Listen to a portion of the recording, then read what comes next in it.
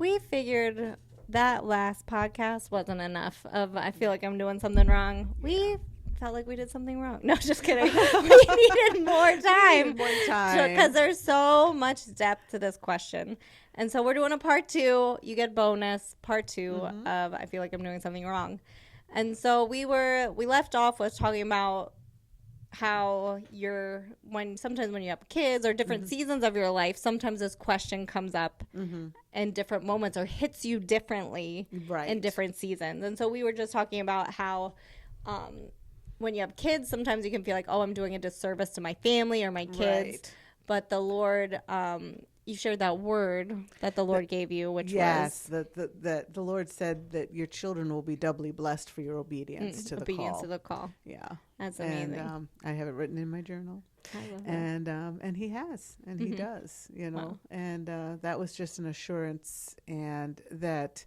In my heart, I went to all the soccer games and all the things and all the school things and did all that stuff as well.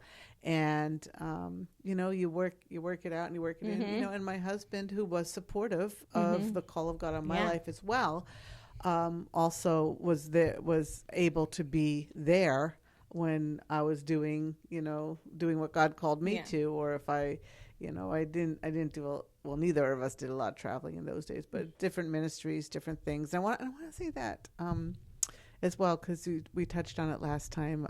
For everyone's unique. Everyone's call and how that works out, how it looks in their life. It's unique, and you can't. It's one of the things that the Lord told me as well. Do not compare yourself. Do not look at what others are doing. Yeah. Just get your marching orders from me, the Lord said. Get what you're to do for me, and follow what I give you, and your family's going to be fine. Everything's going to be fine, and it was. And our kids were involved in ministry. We brought our kids into things in the church. I mean, when my children were grew up and were in their 20s, they're in their 30s now. Were in their they in their early young 20s, and they said that they never felt forced to come to church. No. They always wanted to come to church. Yeah. We had seasons where we had more than one service, like you said, and my kids were there from before the first service began, and they were there till after the last service ended, and it didn't kill them. And I mean, we've had parents say, "Oh, it's too long for my kids to be in church." Really? Yeah. Really? Yes. No, that's not going to hurt your children to be in church too long. The children take their cues from the mom and dad. Good. And if mom and dad think that's too long, then they'll think it's too long. And if mom and dad want to let their kids skip church for for sports or different things, then they're going to think church is optional. And so that's just my little thing there. But little side nugget for you all. And our children should know that being in the house of God and being with the people of God is important, and for their well-being, for their growth, and for their relationship with God and with His people. So anyway, it's not going to hurt the kids to be in church. So our kids loved it, and they just they loved being in God's presence and being with the people of God. And I just I got that was one that I seemed to get through okay. Didn't spend a lot of time feeling like I was doing something wrong because I was in ministry. Yes. And I think having my husband also that was supportive it's helped. A big deal.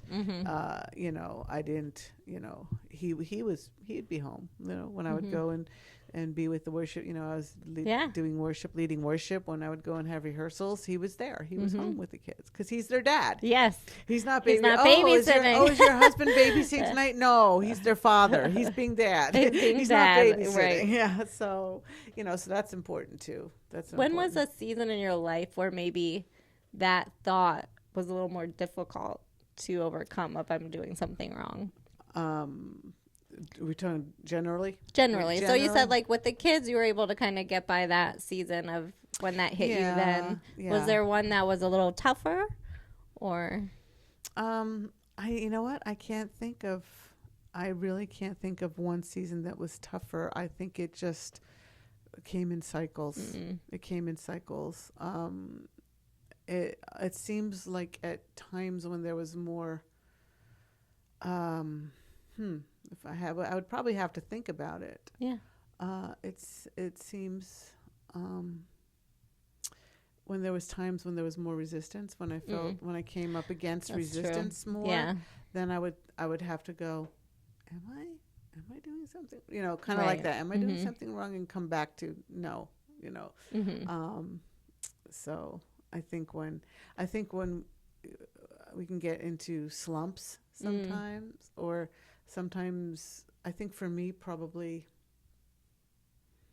another battle would be when their seasons seems to cycle, like it seems like there's not as much going on ministry wise, that I start to feel, well, maybe I should just forget about it now and spend the rest of my life just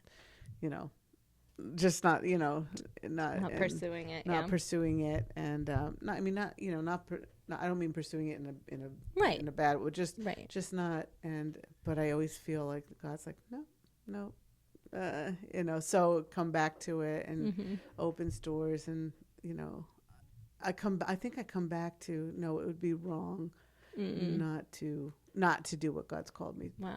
It would be wrong to let that go idle, and just kind of say it's easier. Right. It's easier. I think that's the thing that comes in. True. It's easier. I'll say, sometimes it feels easier to just not. Yes. To not go against the resistance. Yes. To not go against it. It's just easier to give into it. It's just easier. Right. And see that, and then that's when it helps me go, no, I'm not doing the wrong thing. I'm not doing the wrong thing by walking in God's call for my life. That's true. I think for women in ministry, one of the things is we can feel tired sometimes of battling the mental game or the mental emotional exhaustion of it, and we can have those thoughts of, maybe it'll just be easier if I just don't do those things, or I just say no to that event, or to that leadership position, or I'm not going to put my name in for that leadership position because it'll rock the boat or rock the waves. And so it's like I'm just tired sometimes of battling the emotional or the mental game or the resistance that's there. But like you said, it's like, what has God called you to? And are you being faithful to what he has given you and what he has placed in you? And he'll make a way if that position is supposed to be yours or not. Right. It's like you don't have to fight. It's like you don't have to be mean about, like savage to try and get that seat or whatever. But if the Lord is calling you to that thing, it's like, well, then put your position. I don't get every position or everything I tried, put my name in for, or like that is out there. Like I don't get every conference to speak at, but it's like, okay, what is it that you have called me to? And I'm going to be faithful to what is put in front of me, or to the open doors or closed doors that is there. But it can become tiring. It can be. Yeah. And the rejection, and you face it more. And it's, I think as women in the ministry, it's essential to understand that it is, we don't, I would always say, don't get bitter, don't get resentful, because God makes a way. Yes. But at the same time, it's important to know that it can be frustrating, and real hurts can come in, and it is hurtful, and there is that rejection, because you're called, but then you're constantly going, you're going against resistance, so that's it exerts energy and mental and emotional energy, and you just got to keep coming back to God. I remember there was one time where there was this one, I think it was a speaking event or something, and I was in this organization, and I was like, I would be perfect for that speaking event. Like, I was just thinking, I was like, that's right up my wheelhouse. That's right, whatever, all this thing. Like, and I was like, I think they're going to ask me to do it. Like, I was in leadership at that time in that organization, and I was like, I think they're going to ask me, and I'm going to say yes, and I think I will do a really good job. And they asked someone else, and I was like, that person does not. Like, I went there. I was like, that person does not know has no experience with that topic. Like, literally, I was like, that person, no. Or, like, if they do have experience, it was from, like, way long ago. That it's not relevant for what is going on in this day and this age and this thing. Mm-hmm. And I remember I really wrestled with the Lord at this. One, I was being snarky. I was being mean. Yeah. That's not the good. But it's a real emotion. It was real emotions that I was battling as a woman in ministry, and I was getting overlooked, I would say, for this position. Yeah. And I don't think they were being mean or spiteful. They probably just didn't think about me. And I was like, but I'm perfect, you know. And so, but I remember the Lord, I was like battling with the Lord with this in my times with him. And he said to me, he's like, Jody, whether I promote that person has nothing to do with your promotion. And he said, if I promote that person, that doesn't mean I'm not going to promote you. Yeah. And he said, and I think there's a real fear sometimes in women in ministry because we can feel like there's not enough seats at the table for us. Right. And so we can feel like when we see an opening, if someone else gets that opening, whether it's a man or a woman, instead of championing them or encouraging them or cheering with them, we can sometimes get jealous or we can get fearful, threatened. Threatened is a good word of like, and that's what I was feeling. I was feeling threatened that I was not going to ever get to walk in my calling that I was feeling because that person got that spot. Right. And the Lord was like, that has nothing to do with you. Like, that has nothing to do with your calling. Like, I'm the one who calls. I'm the one who promotes. I'm the one who puts you in. And I was just able to really release that. But I think because there is a very real sense that, like, I was somewhere once at a conference. You were at the same conference with me. And a leader got up and said, like, oh, I thought we already had our token woman speaker. And I was like, oh, like, oh, that was not, like, So sometimes you can feel like, oh, like, conference, we have one slot for a woman speaker. Right. And so sometimes you can feel like you're having to battle for that. And then you can feel like, well, God, I want to keep my heart pure. And I want to champion if another woman gets that spot. I want to be her biggest cheerleader. Yes, if a man gets that spot, I want to be his biggest cheerleader because they're there to promote the word of the Lord. And so it's learning to be like, I don't know how I got off on this tangent. I don't know. No, it's good. But it's that whole thing. This is good. It's very good. I'm like, I don't know. It's a very real thing. But just thinking through like that tension of like, okay, is there not enough seats at the table? I need a grasp for it. But learning, no, we just let it go and say, God, like, I'm going to be faithful to the calling. Oh, that's where it was. It was all coming back from, sometimes we can feel hesitant or tired from trying to like go after the thing. So we just don't go after. So we're just like, I'm just not going to do it. But we need to be faithful to the call of God. And we need to be faithful when the Lord doesn't have us get that position to keep a clean heart and to be a cheerleader for others, and to know that God has another place. Yeah.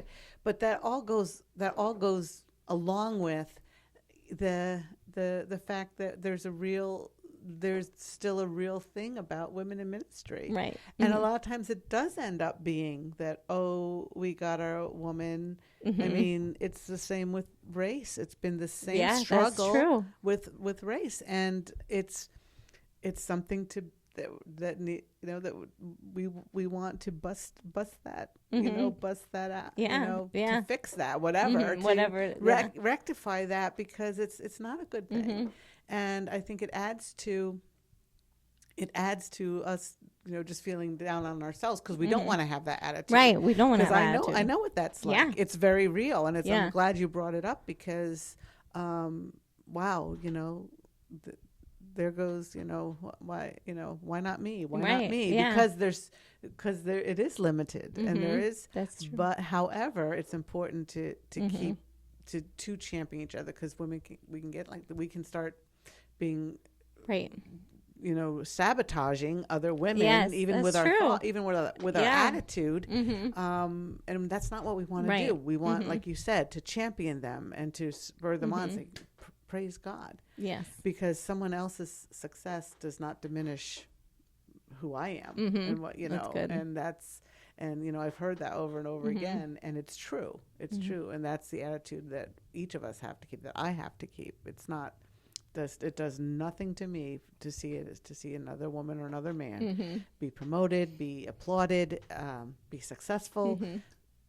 I keep it between me and the good. Lord and champion that other person.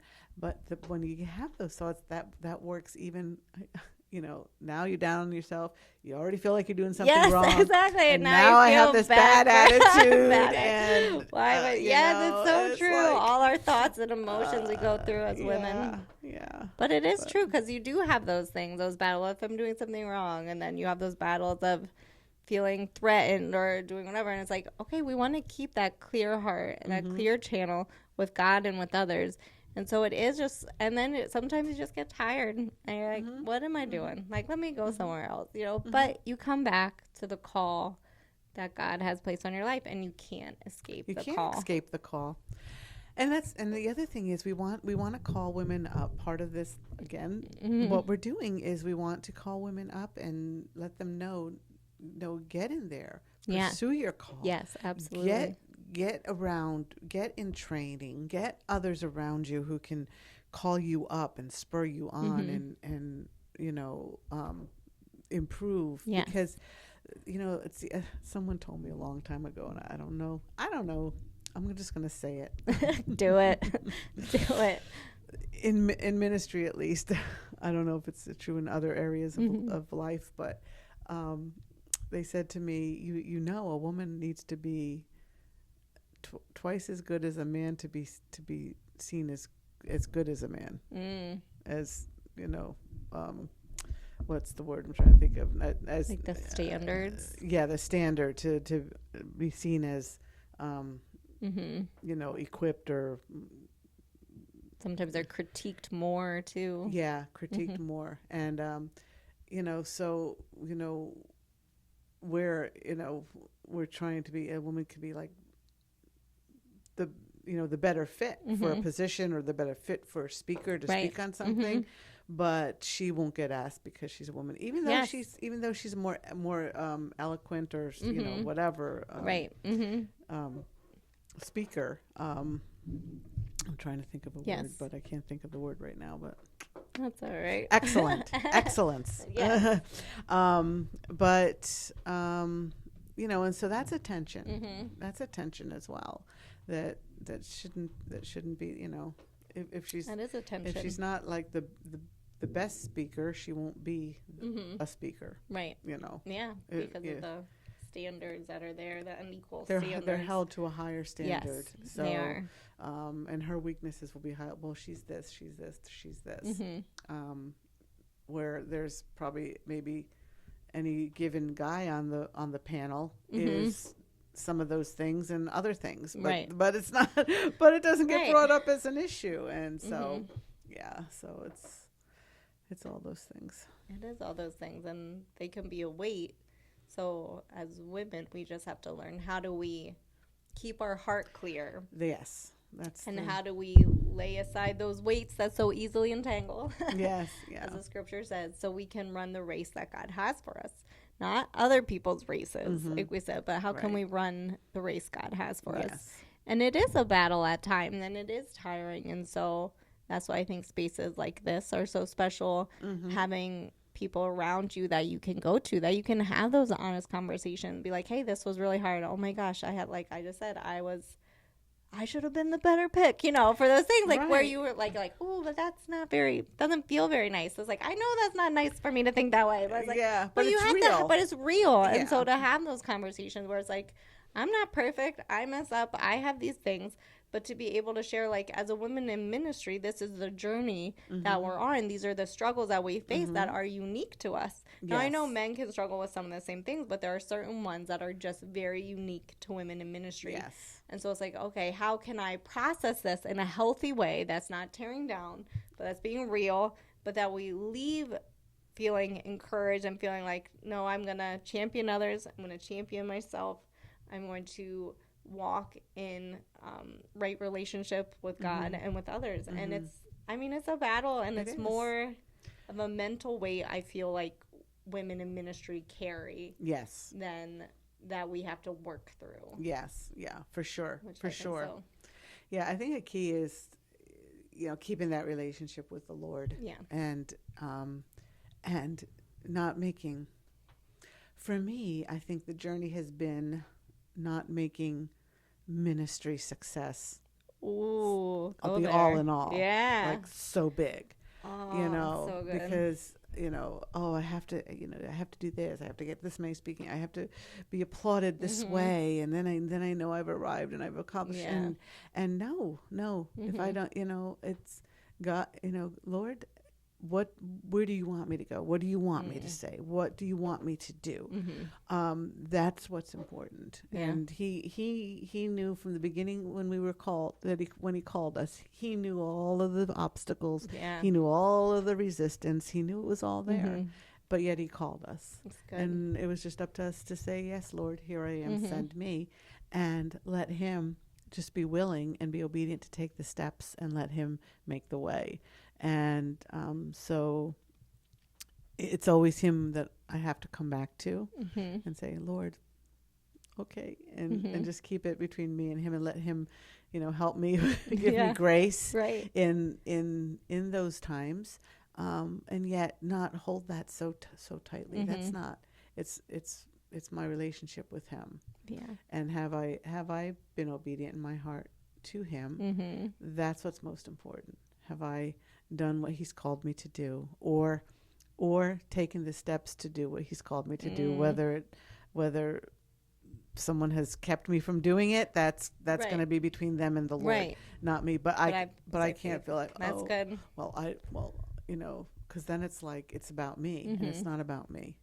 It's about what God, the advancement of the kingdom. It's about others. It's about the kingdom. It's about the Lord. So I love how you said, like, being faithful to take the step, whether or not I get that position or job or whatever. If the Lord is calling me to take this step, and then whatever happens is up to the Lord. Because sometimes we can feel like, okay, I took a step, and then if we don't get it, we're like, well, did I hear wrong? Did I do whatever? And well, maybe it's not supposed to be. Maybe I am doing something wrong.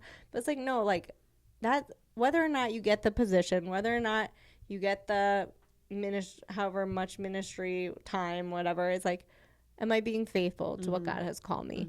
And am I learning the lessons that he's having me learn along the way so I can be more into the image of his son? Yeah. And I think that's really crucial too, because sometimes we think God can speak to us, okay, take that step. And we take it, and then when we don't get it, we're like, what's up, God? Yeah, what's up with that? Yeah, what's up with But there's still a lesson to be learned within that. And I think that's really key, and that shouldn't hold us back from taking that next step or for applying for that next position. Just because we didn't get the one doesn't mean when the Lord says apply for that next one that we don't get the next one, which I think is really good. That's very good. Yeah. I love that. Very nice. Well, I think that's about all the time we have for this one. Okay. But maybe we'll do a part 3 later. Yeah. Who knows? We have some good ones coming up. I think we have some imposter syndrome coming up, some mom guilt, some other stuff. Lots of other stuff. Definitely revisit some things and bring on some new ones. I know, and I'm excited to have some guests Yes. come on with us that will interview, get their stories, hear their insight and wisdom that they have to share. And thanks so much for joining us, and we'll see you next time. Bye.